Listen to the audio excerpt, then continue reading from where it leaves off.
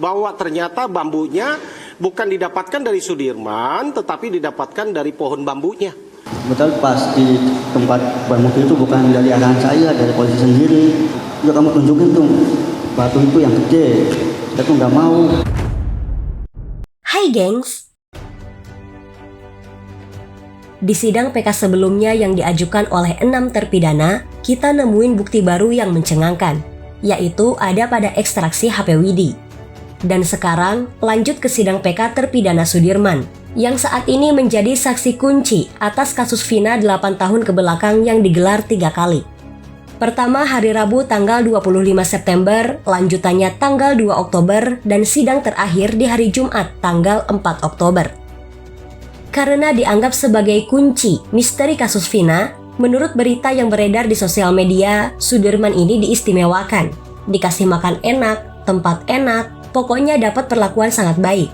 Tapi bener gak nih beliau diperlakukan sebaik itu? Coba kita simak keterangan Sudirman. FYI, Sudirman nyaris gak bisa ngajuin PK loh, karena sulit ditemui selama beberapa bulan, menghilang entah kemana. Sidang diawali dengan pembacaan memori PK, lalu Sudirman dimintai keterangan oleh majelis hakim. Coba kita dengarkan, kira-kira bakalan nemuin bukti apa dari keterangannya. Sebelum ditangkap, saya habis main ke rumah kakak saya. Nah setelah itu adik saya SMS suruh jemput sekolah, pulang saya baru mau jemput.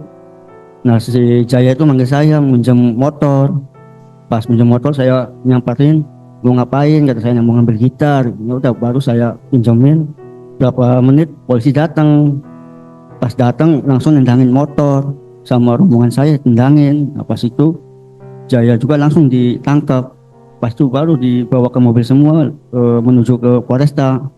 Nah pas itu saya disetrum, dimasukin colokan, ditembakkan karet ininya, baru ditendangin, suruh ngakuin.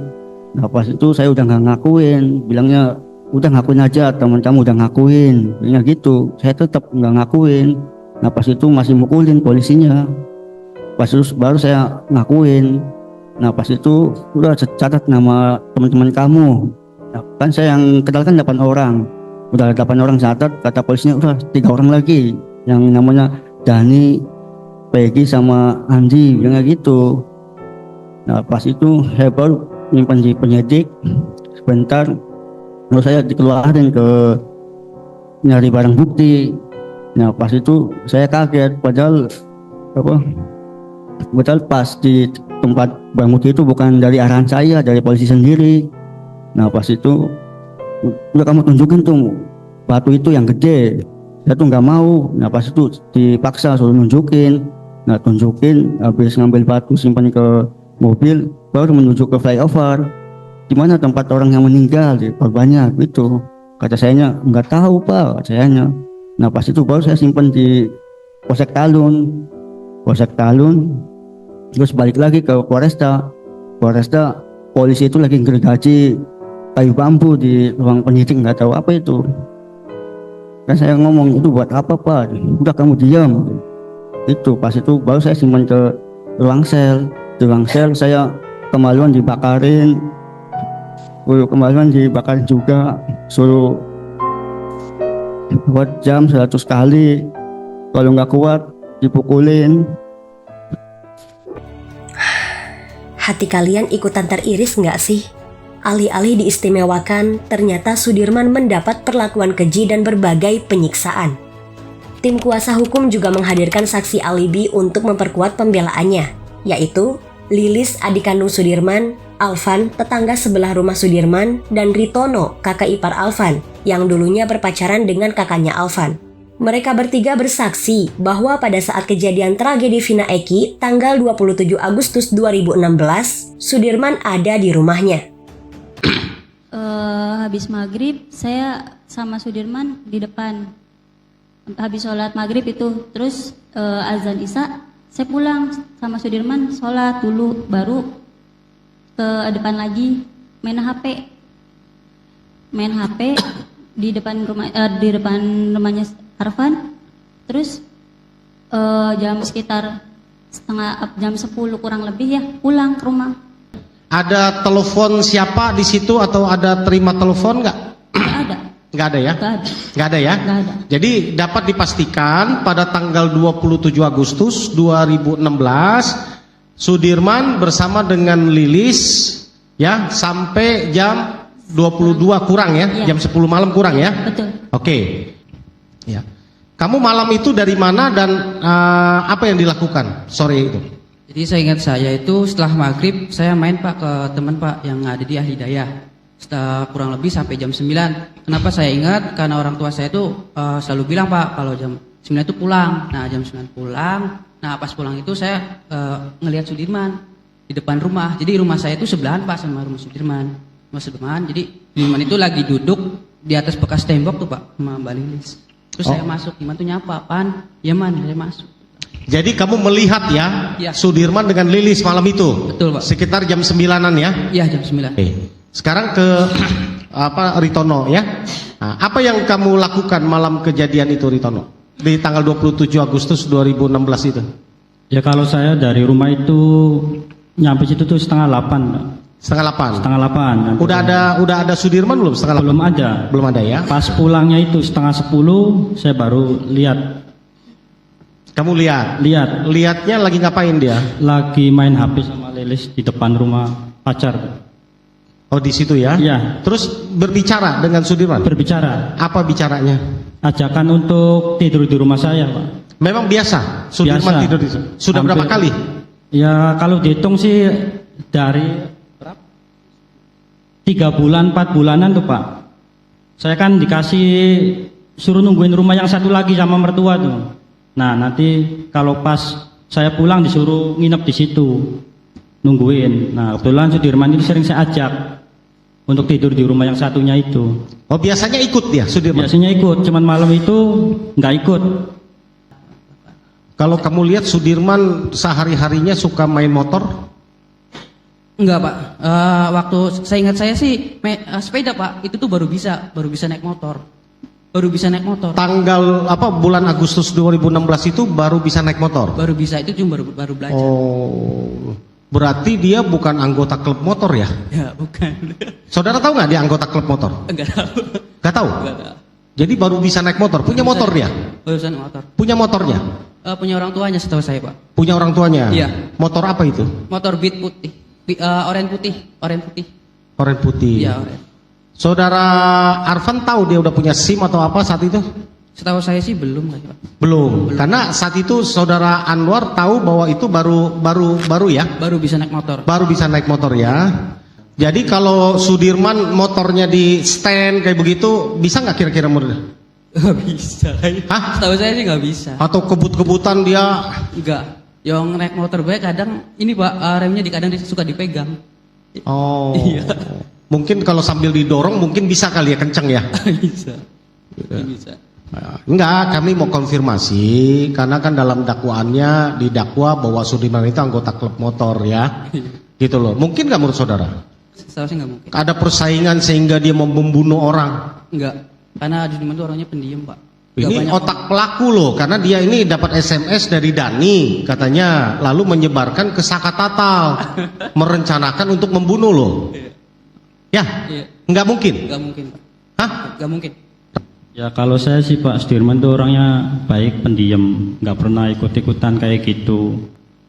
Dia istilahnya paling di rumah, keluar juga paling main ke tempat rumahnya Arpan, paling ke musola itu aja, nggak pernah jauh-jauh sih main tuh Pak.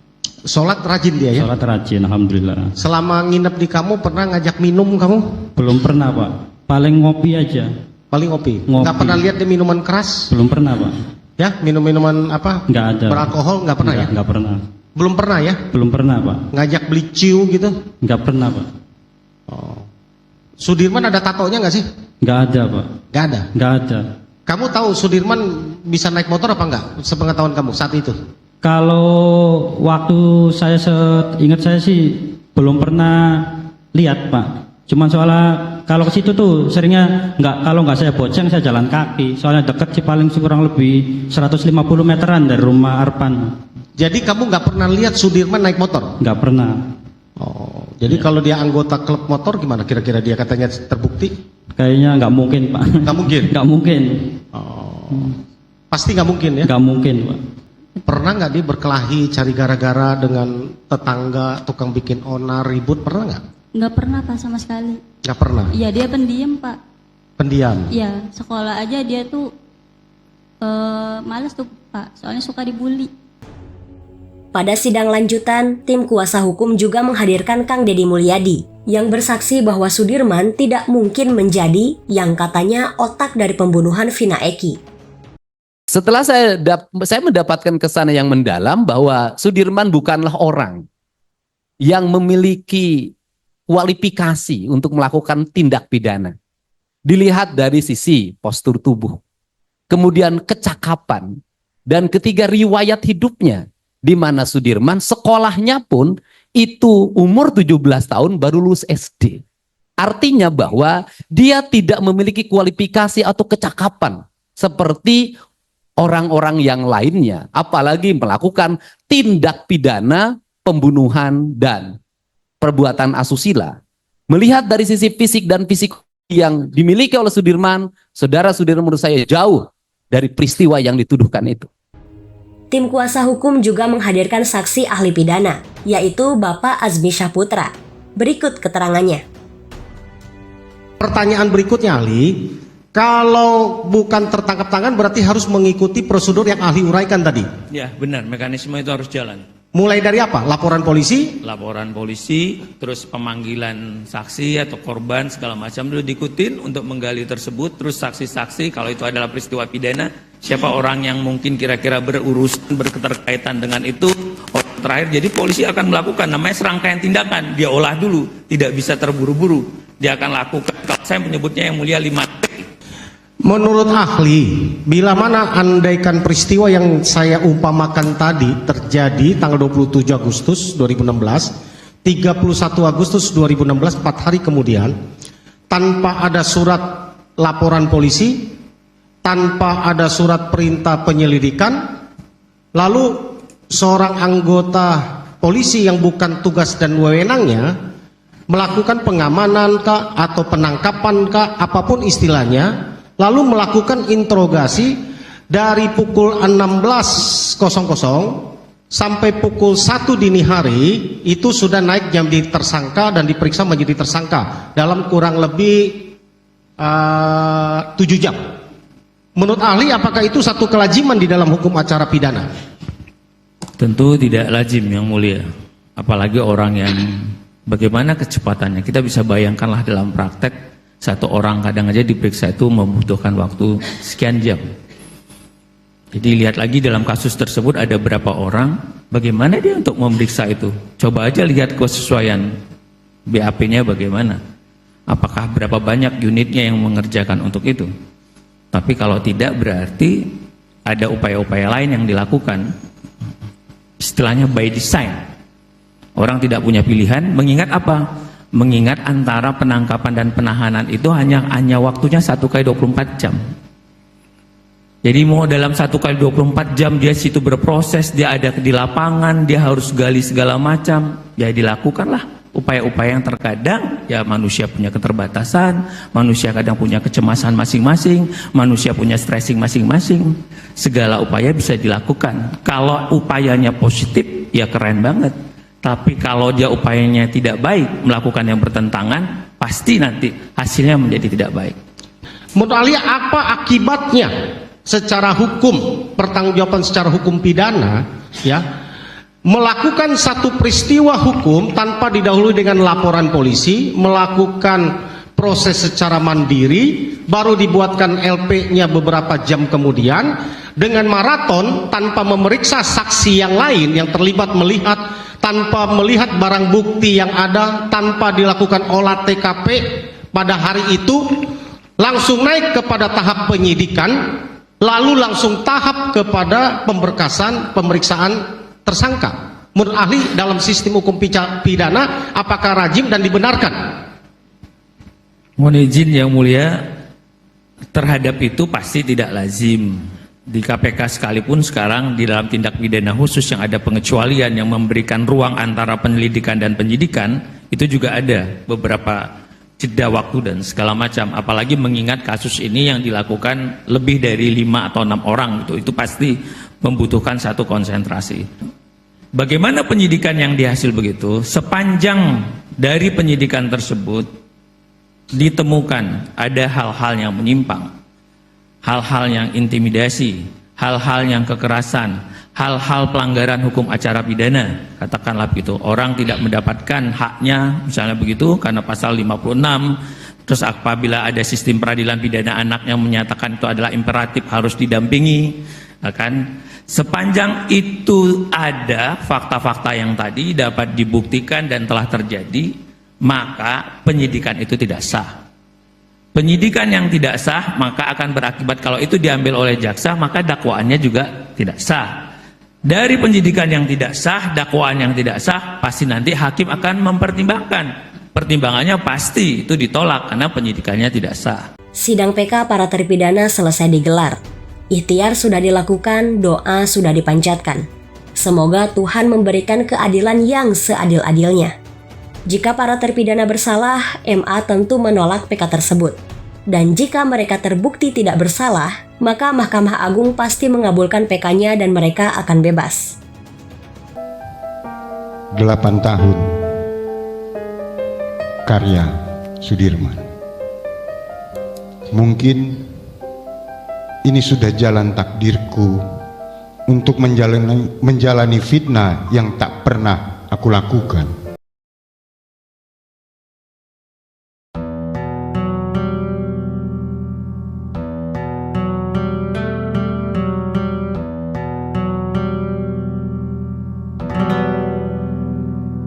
Mungkin ini sudah jalan takdirku untuk menjalani fitnah ini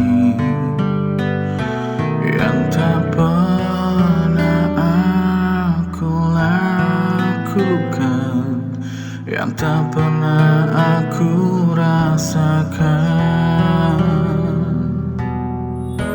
Mengapa semua harus terjadi? Mengapa semua harus begini? Ku tak pernah melakukan itu. Oh Tuhanku, tolonglah hamba-Mu. 8 tahunku dijeruji besi, menjalani hukuman sesat ini. Betapa pedih sakitnya hatiku, tak pernah aku lakukan. Datanglah sebuah keajaiban untuk menuju keadilan ini. Aku selalu berdoa di sepanjang malam dan sujudku. Mengapa semua harus terjadi? Mengapa semua harus begini? Ku tak pernah melakukan itu. Oh Tuhanku, tolonglah hamba-Mu. 8 tahunku dijeruji besi, menjalani hukuman sesat ini. Betapa pedih sakitnya hatiku, tak pernah aku lakukan. Ya Tuhanku, aku meminta, ya Allah kabulkanlah. Ya Tuhanku, dengarkan doaku. Ya Allah